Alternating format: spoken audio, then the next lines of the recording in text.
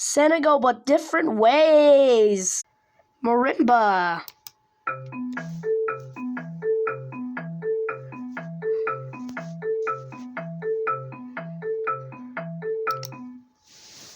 Piano.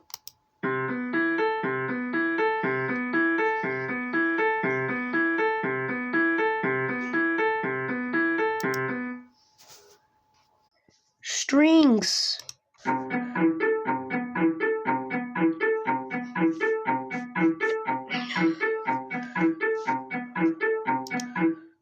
Oh my gosh.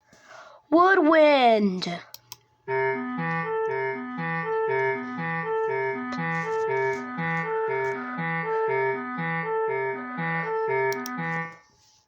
Last but not least, the original synth.